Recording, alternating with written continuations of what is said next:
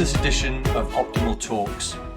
In this series of frank conversations, I will chat to a diverse range of security specialists and industry influencers to explore their opinions and ideas, picking apart some of the key issues we all face today. I hope you enjoy the next 30 minutes. If you do, leave us your thoughts and comments and spread the word. Thanks.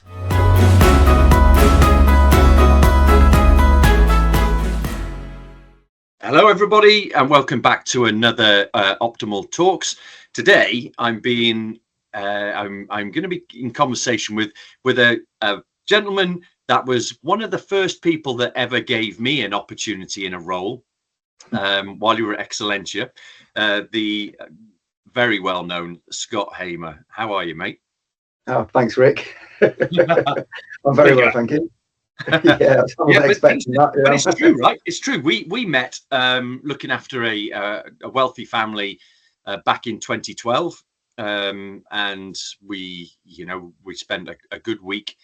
I was just transitioning out of the military police at the time. I was on my resettlement leave. It was one of the first, in fact, I think it was the first private sector CP gig I went on, just running the four teams. It opened my eyes to that world that we know so well now, 14 years later. But your career has been fascinating. So before we go into our conversation, let's let the people that don't know you know a little bit more about who Scott Hamer is. Where did you come from, and how did you come into policing? Right. So originally from Bolton, wanted to be in the police probably from about the age of 5. I don't know really. I think my mother's car used to get stolen quite a lot. She had an MG midget, and so I used to see the police around the house quite a lot as they'd recovered it from the outskirts of Manchester. So always had a keen interest in going into policing. Got my application form probably when I was about 15, held on to it, and then at the time you had to be 21 to join Greater Manchester Police, and the Met of course would take people on 18. So I applied for the Met, anticipated doing a couple of years and then transferring back home. And 30 years plus later, 35 years now, I think, still in London, and never transferred. The Met's just such a great force, so many opportunities, and fell into close protection as something that I specialised in. So that's the kind of potted history of joining. First of all, you look about 35, so that's hard to believe at the very beginning. Am I allowed to name products? I mean, it's a well-known upside down moisturising product I use. Yeah. Oh, good.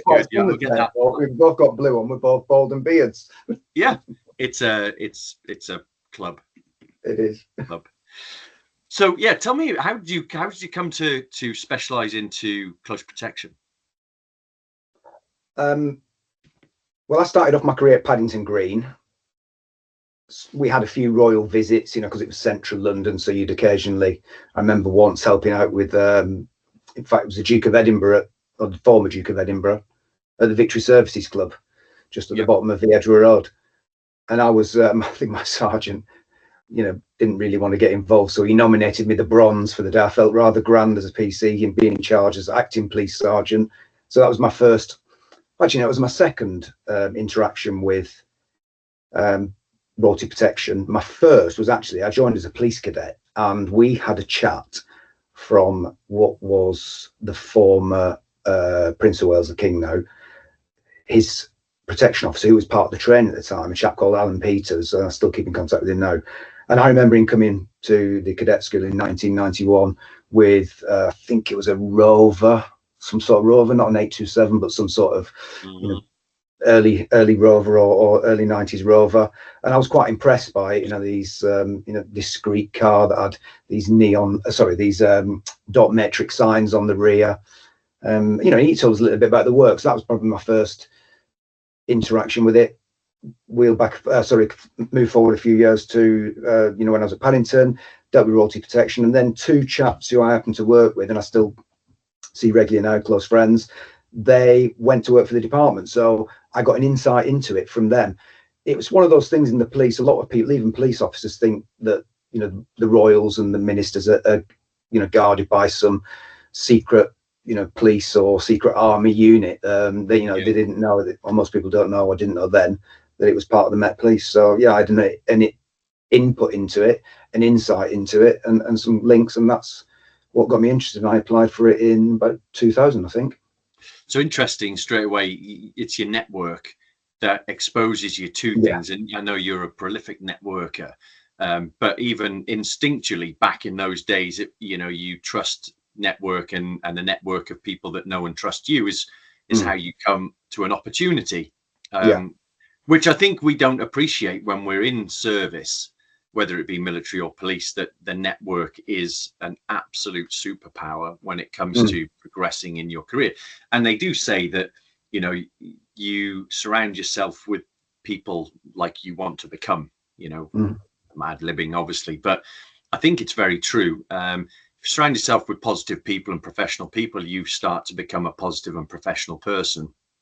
And I think back in the early days, we don't necessarily see it that way. But now with age and wisdom, obviously hitting the dizzy heights of 35 years old, we now know better, or we become more aware. But you don't know what you don't know. No. So you started off in SO14, royalty protection, right? And then on into SO1, and then you become RASP. How did things change between? How was the dynamic different in royalty to ministerial to when you merged? Was it difficult? So I was probably one of the last cohort intake that worked with some of the originals. So back in when I'm testing my brain now, it's 74, I think, 1974, March 74, the assassination attempt or abduction attempts on the Princess Royal. PPO chap called Jim Beaton, incredible man. I've met him a few times. And as a result of that, there was an inquiry. It was just single PPOs at the time with royals and certain figures. And then what was colloquially known as the backup office, the CPO team was formed in about 1974. And I was lucky in 2001 to actually serve with some of those people, actually the first batch of people on that. So, I was lucky in that I got to learn quite a lot about the history of the department. Taught by people who had lots of knowledge, lots of years of knowledge. And I left. I stayed in the unit for probably about 3 years. Did the Queen's, got a picture up there, the Queen's Golden Jubilee. That was a fantastic year. And then I took promotion. So there was an option to stay in-house, but I've never ever believed in in-house promotion. I don't think it's good for individuals. I don't think it's good for the police service. You need to go out and diversify.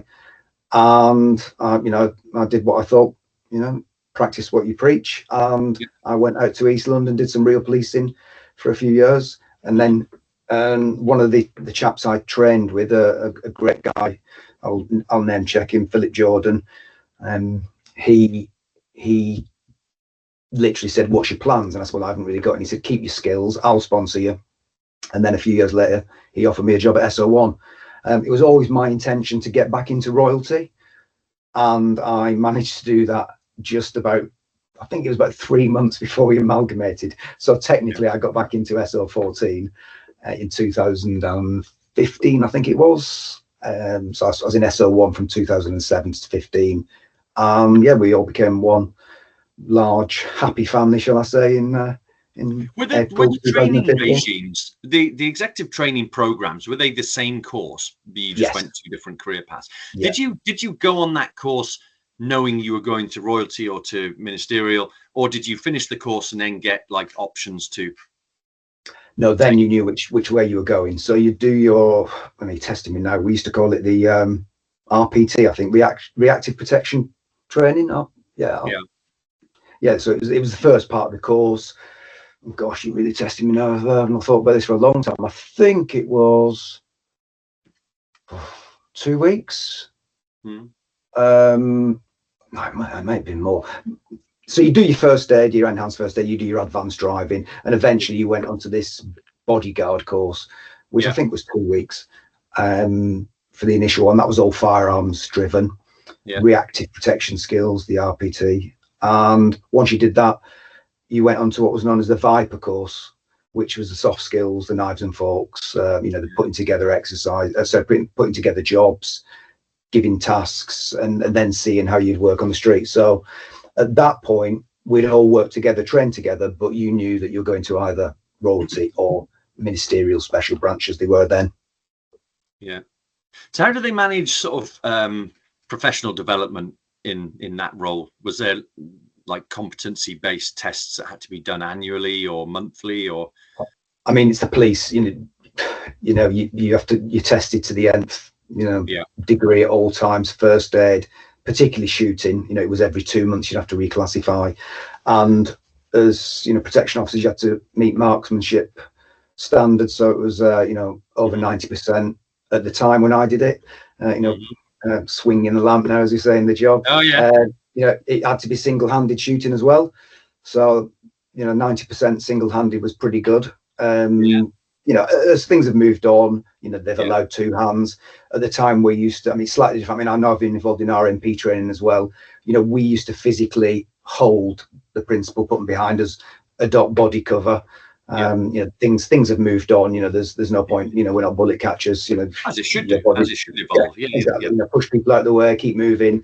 A moving target's much more difficult to acquire. So, at the time it was very much the old bodyguarding course, and the only difference with the royalty officers at the time is that Hereford used to put on a special course for the royalty protection officers, and they'd go down and do that. Now, I was warned for my Hereford course in 2001, got the joiners, and then it was 9/11 and everything changed, and I think that course then disappeared. It was the police did their own training from then on. SO19, MO19 as they are now, became more efficient at their training methods. Were able to do it, could do some of the stuff that was previously the responsibility of the special forces. So our training became was done by SO19. So I think the advent of social media, but a global connectivity, we can we're now receiving ideas of how people are doing a role like executive protection in different threat environments and across the world, and we see snippets of what has been done, from ninja fighting skills to even Donald Trump's assassination attempt and the response to that, and all of the armchair warriors that invariably come out telling everybody how they did it wrong. But this was a real reaction to a real attack, and there's so much we can learn from that. And I think that organizations, professional organizations, now have a library of examples to learn from, and how to do things and consider how they would react based on how other people did react in that situation. So a one-armed shooting stance is not going to be the most stable platform, but we didn't know that back in the day, but now we do. And even shooting stances have evolved since I did my last tour, which is 2009. So it's right that we evolve. And I actually interviewed, and I know you've seen some of it, Ivan Ivanovic, who is based in Mexico City, who has basically adopted he didn't intentionally, but a British way of doing CP, where it's not overtly aggressive. It's threat and risk-based approach to protection, taking it to the lowest key level that we can within safe parameters and within a risk appetite. And so I'm looking forward to you and he sitting at the Manchester Security Leaders Conference on the 25th of June, you and he having this fireside chat as two professionals from different sides of the world with pretty much the same sort of stance, but that conversation will be fascinating. So he's working out of Mexico, but doesn't arm his CPOs because his ideal is, and it's in his book, I'm not giving away any trade secrets, that you can't draw and fire faster than somebody that's got a weapon trained on you with the safety off. Yeah, true. So you're just tempting everybody getting murdered by even going for a weapon. So take that option off the table, and deal with it using soft skills, which I think is very much the Met Police stance for for most situations, it seems. It is, and I agree with you. There's one other thing I remember when you were talking about the Trump incident. You know, you were talking about a couple of things that were real. One thing that popped into my head, and I want to explore it, is what the armchair, shoulda, woulda, coulda warriors always say, is that real people factors into it as well. And the response from Trump was very real. That's a chap who did not want to move off the podium, even though his life was at risk. That's the difference when you're actually. Because don't forget, generally the Secret Service is slightly different. They've got a legal mandate, but certainly in our jurisdictions and other European jurisdictions, protection is tolerated. It's not, you cannot enforce it. If you move somebody, I mean, look, there's legal ways to do it, but essentially, if you put hands on somebody who doesn't want hands on them, that's an assault. So and you're certainly not going to keep your job very long. So that's the big difference with protection. But we the Met, the UK certainly delivers discreet and unobtrusive protection. That was a big part of our Viper course, that last 2 weeks, where you kind of soften down. You've done all the hard stuff, you've done the shooting, you've done the empty hand combat, you've done all the scenarios that you could possibly get delivered in real life, and now you've got to bring that down. You've been trained to do it, it's in the back pocket, it's like the gun on the hip, it's there, but essentially you're trying to plan out, as Ivan does, all the possibilities and make it as safe as possible. That's the difference with our protection. There's a great story from a chap who's a great Manchester cop, Matt Klempner. He was an international judo and wrestling champion, I believe, as well. And when the officer safety program first came in, he was saying he was a capable guy. He was incredibly strong. He was a super heavyweight. He said he feared nobody. He worked in Salford in Manchester, quite a rough area. Didn't fear anybody. And then one day, he was knocked out with an iron bar by a teenager, because he just didn't see it. And he tells his story, and just as we said, there's always someone who's bigger, there's always someone who's stronger, there's always someone who's more capable, there's always someone with a better gun, and the best way to manage all that is to avoid it if you can. That's got to be the best answer, and that means using your brain, not your brawn. This is really interesting because I'm reading a book at the minute called Thinking Fast and Slow by Daniel Kahneman, which explains that we have our type 1 brain and our type 2 brain. The type 1 brain is the instinct. It's the one that tells us when we walk into a room and our wife is in there, whether she's in a good mood or a bad mood. You can pick up on a look, a feel. It's your inner alley cat that tells you this is your type 1 instinct brain. It is the brain that, in a lot of cases, and we see it in policing, where that instinct is dampened by alcohol. And so when people move from their type 1 brain to a type 2 brain, which is where you think about the consequences of what you're doing, when that gets dulled by alcohol, people just respond with their type 1 brain. That's why people fight people, because they don't think about, really, not thinking about it. But generally we want to flip into our type 2 brain, which means we analyze what's going on. Most acts of bravery happen in a type 1 scenario because you stop thinking and it's an instinct. That's your training kicking in, right? We all know that concept. The type 2 is where you start thinking about the consequence, and then you it takes time. Do something. If doing nothing is not an option. So we need both of these types of brain. But I do think in certain circumstances, especially when we're planning for CP operations, and this goes for the wider security arena as well, you have to plan ahead. We want proactive risk management strategies to work all the time, so we don't have to be reactive.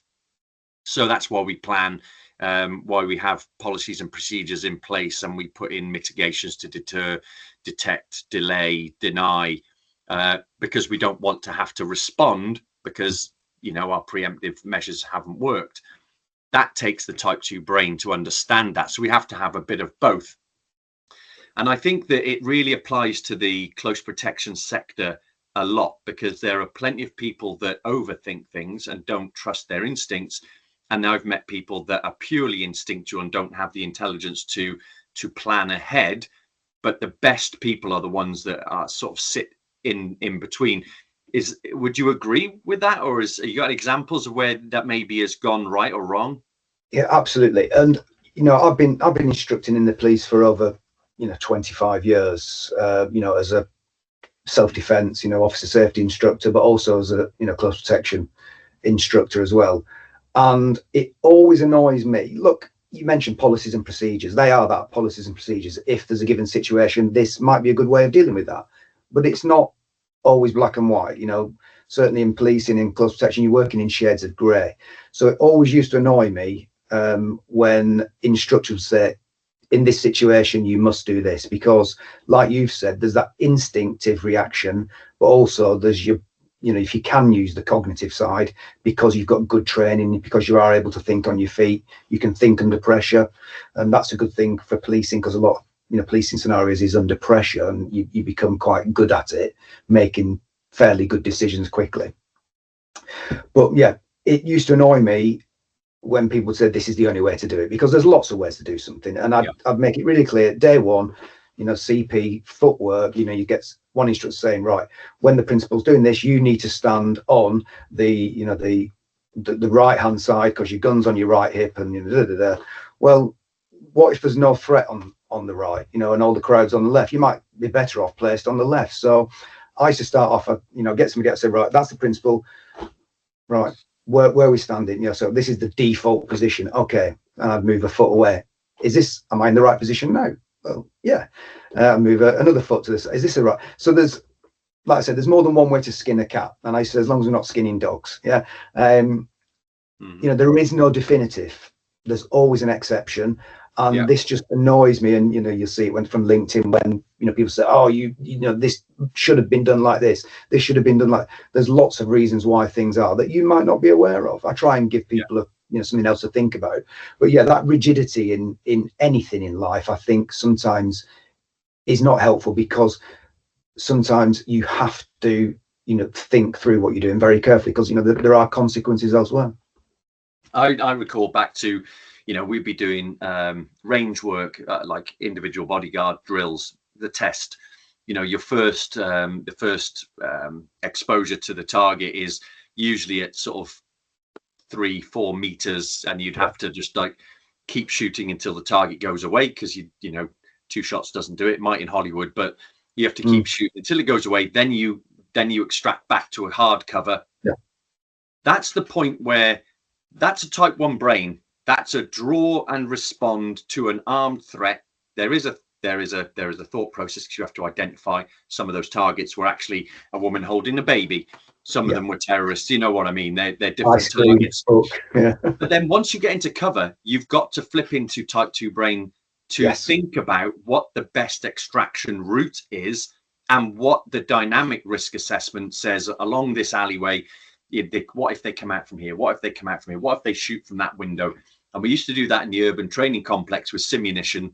And those paintballs, they're not paintballs. They are 9mm cartridges with a piece of like paintball, but like a hard ball. You knew if you'd been hit, if you pop your head out from the same place you've just popped your head out, you're going to get it between the eyes. And that happens. Focus in your mind. And it flipping hurts. I remember in an urban training complex on a pre-deployment training before I went to Baghdad, and one of the guys was carrying too much gear. Right, he was an all the Kit Kenneth. He had Gucci holsters that he'd bought himself, and pouches and all sorts of stuff. But trying to climb into a window with all that gear on was cumbersome.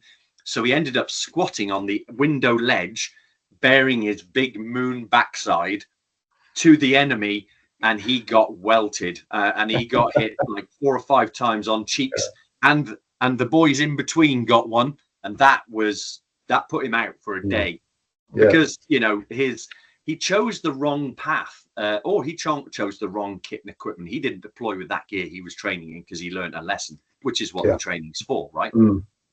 But I do sign up to this concept, the type 1, type 2 brain, which is really interesting. I recommend the book.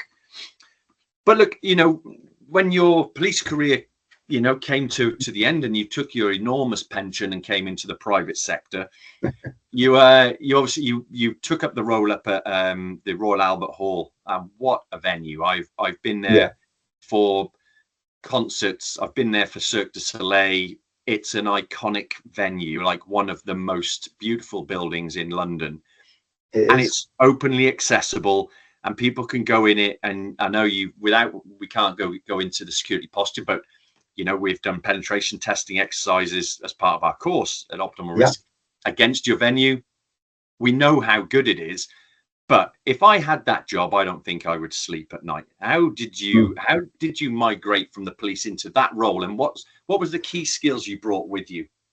I think, I mean, I've kind of fallen into this specialism of looking after old iconic either buildings or institutions. So obviously before I retired, I spent 5 years working with the King, as he is now. He was Prince of Wales when I looked after him. So I visited the Royal Albert Hall a number of times, Festival of Remembrance and events like that.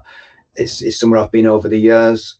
It's a beautiful building, and I was just looking for jobs. And ironically, the first job I applied for, I went to work for Birmingham 2022, the Commonwealth Games, which was a 6-month short contract. And then the first job I applied for was St Paul's Cathedral, and I believe I came second. I was told, narrowly missed out, and thinking, what can I do? And then the Royal Albert Hall position came up, and that was, it just came at the right time. I went to the interview. It was a lovely place. Do you know what I liked about the process? Afterwards, I found that it was completely fair, because like you say, about who the network and this, that, and the other. I didn't know anybody at the Royal Albert Hall. I didn't know anyone who was interviewing me. There was no police officers or former police officers employed there.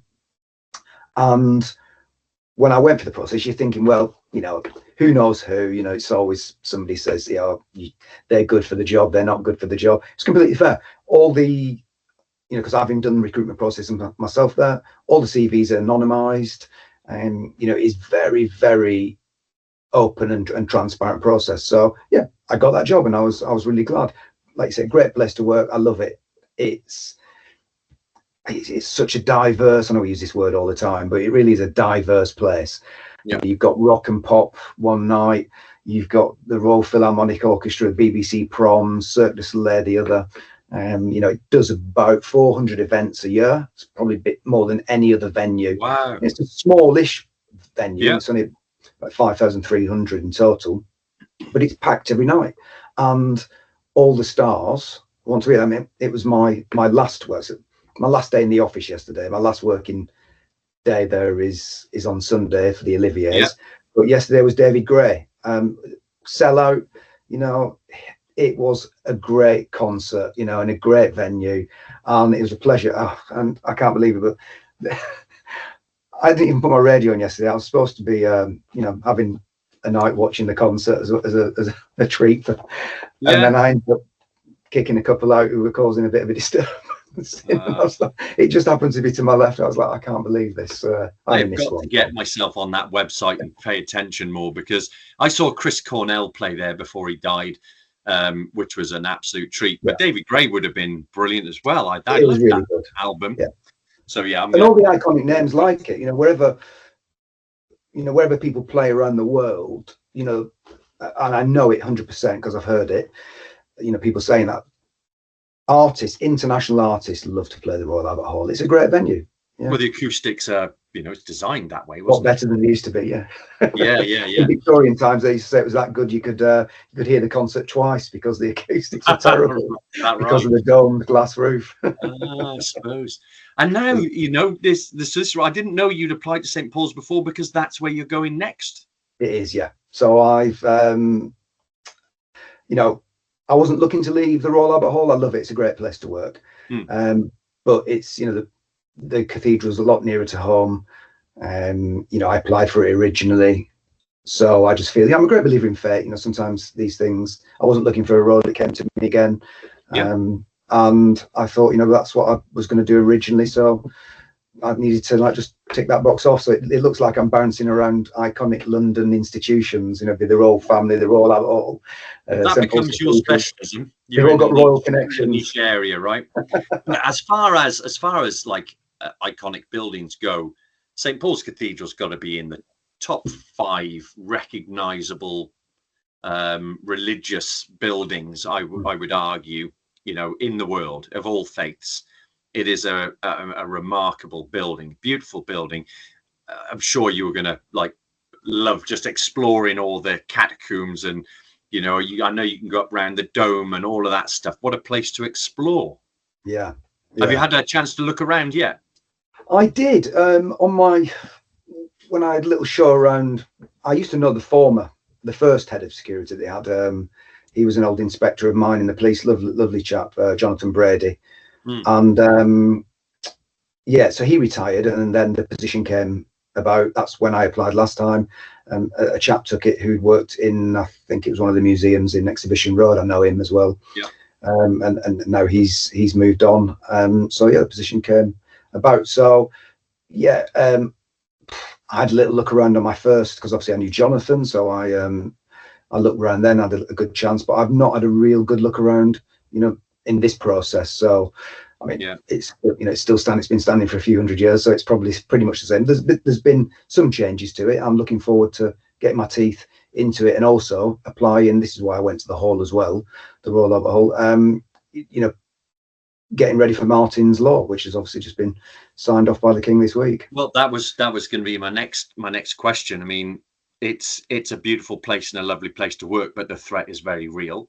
Now you have a new law to consider, and although, you know, it has been signed by the King now, it is a law. We're waiting for advice on what the criteria is going to be for the training for the people that will deliver protect plans, what you will need to do, because you'll be a venue again of 800 plus, so you're in the tier 2 bracket.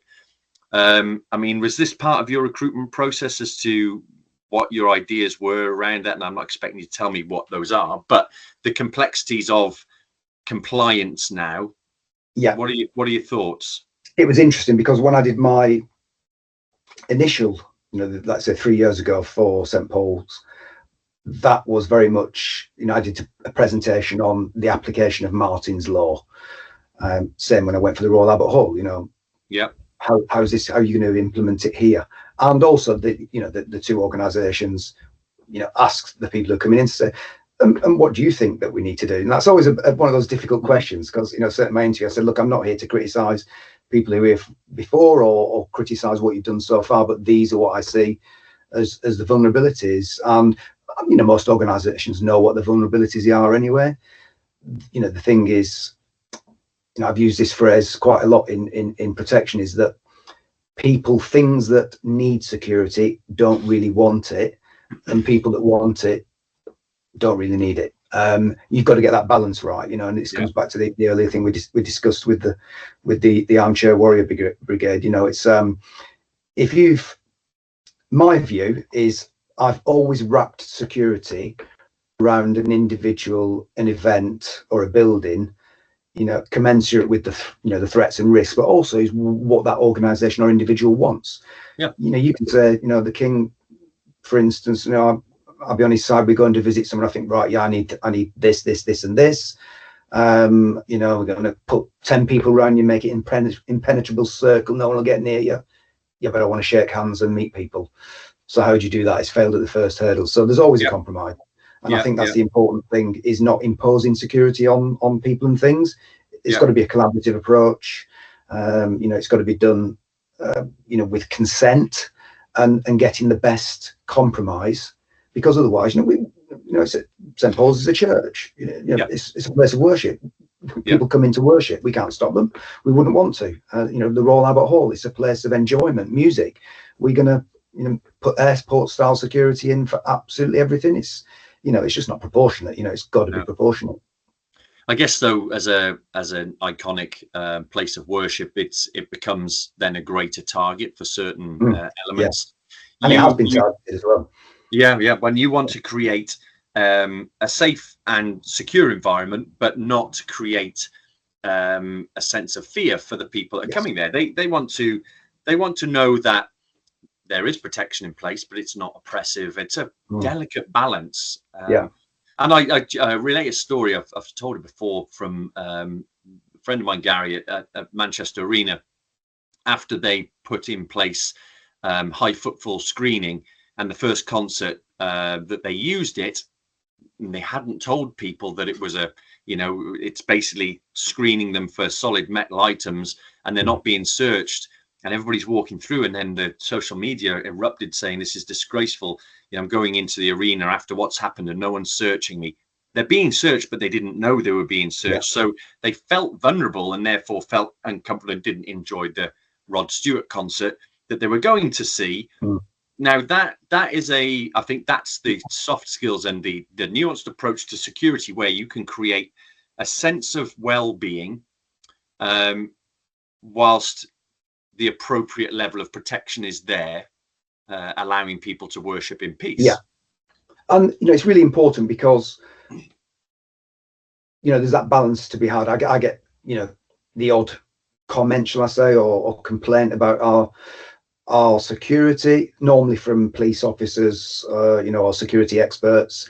And then when I have a one-to-one conversation, I always take the time to call them and just explain why we do what we do and what other not everything that we do is visible, and then people are like, oh, okay, but you need to make people feel confident as well, because certainly for some of the concerts we put on at the Royal Albert Hall, we've got some quite vulnerable people that come to our concerts. They need to feel safe, because they believe every time they come to London from another part of the country that it's this hotbed of terrorism, and that the venue that they're going to go to, the concert they're going to go to that night, is going to be targeted. And we know that's not the case. It's highly unlikely, and it's just about that reassurance. So I know I visited the O2 not long ago, and again, they've got the system that's AI screening that people probably don't know, or some people might walk through and not even see it. I know now they've got some messages that go out on the tannoys to say that AI screening is in place, so you might not notice it, but at least that message is going out so people think, oh, something is being done, because people need to know that now. It's really important, because that communication is actually instilling fear in the criminal. Yes. And I remember James Brown at Selectamark telling me a brilliant story at their acquisitive crime conference. And so Selector DNA is a forensic marking system that marks you, and then the product on your skin is irrefutable evidence you were at the scene of that deployment, whether it be a spray or a gel. And the fear amongst criminals that was being rooted around was that this spray gets your DNA, and that your DNA is being collected by this product, which made the criminals too scared to go where that was being used, because they thought it was going to sort of harvest their DNA, which I thought was brilliant as a term of deterrence that was completely rubbish, but it did the trick, because it simply had that perception, and that's it. Create a perception of hostile environment for the criminal, and a perception of a safe environment for your your guests, the public. And we get we've had your company into to do the penetration testing. I welcome that. I think it's good. I like to help organizations. I mean, one of the things that I did at the Hall, because of my relationship with the police and the forces, the services, I would, as far as I could, allow them to come in. So we'd allow, SF to come in and train overnight, the police, FO19, RAS would come and do exercises, the military, search dogs. I would have as many people in as I could, because one, it's about relationships, and you're building relationships, but two, these are responders. So if something happens, they're coming to our venue, which is quite complicated, and they've already got an insight into what it looks like, where the hidey holes are, where things might be done. So I've always, certainly promoted relationships, and also promoted, testing, because you need to test. You can write policies, procedures, think you're great, but if you don't try them, if you don't have them tested, then, when the day comes, that's too late. You need to know in advance. And the beauty is the police, because we have a lot of police-led operations, Festival of Remembrance and Mountbatten Festival, some of the higher profile military ones, for instance, we get a penetration test from the police, and I get a report on that. And it's, I'm pleased to report that we're quite good at detecting people, and this is the really important thing for me. I know we say it all the time, the power of hello. My security officers, if you are hanging around outside our venue, they're not going to come up to you in an accusatory manner, but they are going to come up and say, hello, can I help you? And if you're a bad guy and you're doing hostile reconnaissance, you don't want to be spoken to. You don't want anyone to be able to give a description of you, be captured on CCTV, etc. So yes, security is all about speaking to people, really. Yeah, and the good ones are trained in this sort of behavioural detection and engagement, public engagement. These are the professional security officers, which are worth their weight in gold. They invest in their own professional development, and they are professional in what they do. Sadly, there are others that don't see it that way, and they're part-timers, or they're just not taking it seriously, and you can't afford to have that sort of that way. But also, I think interestingly, as security managers, being willing to have an exercise that will identify vulnerabilities that you haven't addressed yet, I think is a bold move, and it's a courageous move. And there's lots of people, if you are less confident in yourself or less confident in your bosses receiving that information well, that could be a criticism of you. So I don't want to know if you get in, that looks bad on me, and I'd rather take the risk that nothing will ever happen. And the first time they find out that there's a failure is when it's a real penetrator, a real criminal act, a real terrorist attack. So we encourage everybody to take yourself out of your comfort zone, put yourself out there to be tested. And then, you know what, if it goes wrong, at least you can fix it so it won't go wrong in the worst way, where people will get hurt. But there's still too many out there that are quite protectionist about their reputation, and they're not confident enough in their own, what they've done, what they've delivered. And it's probably unfounded. It probably is good enough. But, you should be big enough to put yourself on the line. Well, I'll give you an example. This happened this week. I was just, I always have a little walk around before I leave. So we had ingress. I was walking around the outside and bumped into an ex-colleague of mine. He was on protection a few years ago, 5 years ago. He's now a senior officer in Kent. He's transferred. He was there to see a show. And he happened to have a bag that was a little bit bigger than we would normally accept. Anyway, so I brought him in, and I said to him, "Do you want to put your bag in the cloakroom?" And he went, "Oh, your usual thing. It's got police stuff in it." So I know that. I said, "Fine." I said, just be aware. He knows the score. You've got to keep it with you. Don't leave it anywhere. It might get in the way in case we've got an emergency evacuation, etc. So he was fine. I let him. I had bought him a quick drink with his guest, and then left him to it. And then, as I was walking around the inside of the corridor, probably about half an hour later, one of my security officers, and I saw them getting in the lift. One of my security officers came in. This chap, he's got a bag that's bigger than. So, and I was like, yeah, that's fine. And then one of the stewards said, "No, but it's all right. He knows Scott. But I expect them to challenge it. I mean, I don't mind that, and I have no problem. And I make sure all my security staff know this. If the CEO's forgotten his pass for the day, and you don't happen to know him, and you challenge him, you are doing the right thing. You will be supported. You are not doing anything wrong." And I think over the last few years, we've fostered that culture, particularly backstage as well, because you'll get a lot of artists. We do 400 events a year. It's impossible to know absolutely everybody. Do you know who Brian Adams' PA is? Who's been with him for years, whatever that might be. I'll just use that as an example. It wasn't real. But, if it doesn't matter, the officer doesn't know who they are. They don't even know who the artist is. So if you've not got your accreditation, you don't get in, as simple as that. And I saw a brilliant clip from Wimbledon a couple of years back. Wimbledon, when I think it was Novak Djokovic was coming off court and into the players' change rooms, and somebody who stood at the door was like, "Excuse me, have you got your pass?" And he's like, "No," and he's looking around for somebody that's an aide to say, who's got my badge. He didn't kick off with the security officer. He Yeah. appreciated that it was there, but you know, he's a fairly high profile celebrity. Yeah. But that guy was not letting him in without his badge until somebody came along and said, yeah, that's like Novak Djokovic. And look, would we want an international tennis player carrying ID? Of course not, but somebody should be with them to carry it, and that's where it probably fell down. Yeah, but you know what? The old hats off to the Wimbledon security leadership. Nobody got in trouble for that. Yeah, and if you've got the confidence to know that you can challenge like that because your leadership back you up because it's the right thing to do, then you're going to get a more professional response and a more confident security officer. Those that don't have that behind them will not challenge because they fear that they'll get in trouble for it. And that's a whole different story, which, you know, we're still addressing. Nothing's perfect, but, you know, we're getting there bit by bit. But it's the simple things, like you said, that challenging the culture.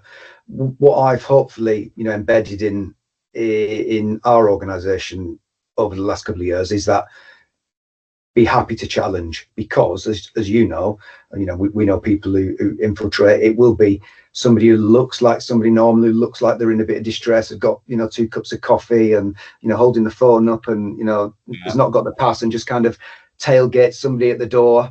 And, you know, human nature is to go, well, that person looks busy and, you know, I'm not going to bother them because they're on the phone. But actually, that's what people will do to get in. So they need to be challenged. That's social engineering right there, 101. Exactly. Listen, mate, it's been brilliant talking to you. Thank you for taking the time out. Yeah, my pleasure. Good luck with the new role.